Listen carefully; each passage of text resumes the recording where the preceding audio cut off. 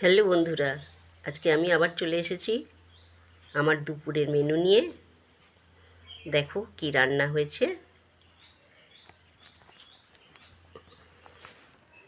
ভাত, নিমপাতা বেগুন ভাজা, কুমড়োর ছেচকি, বেগুন একটু বেশি হয়ে গেছিলো বলে এটা ভেজে নিয়েছি। আর এটা কুমড়ো ডাঁটা আলু দিয়ে পেঁয়াজ কাঁচা লঙ্কা দিয়ে শুকনো শুকনো ঝাল ঝাল তরকারি। এটা কিন্তু খুব ভালো লাগে খেতে।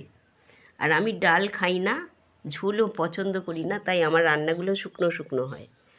আর আমার রান্নাতে কোনো চিনি নেই, কারণ আমি চিনি খাই না। বাতাসা আর গুড়, সন্দক নুন। আমার ঘরে ময়দাও কেউ পাবে না, ময়দা খাই না, আমি আটা খাই। এগুলো ঠিক করে মেনে চললে শরীর ভালো থাকবে। যতই যাই কিছু খাও, কোনো দিন শরীর খারাপ হবে না। দেখো আমার রান্না, তোমাদের যদি ভালো লাগে তবে লাইক করো, কেমন?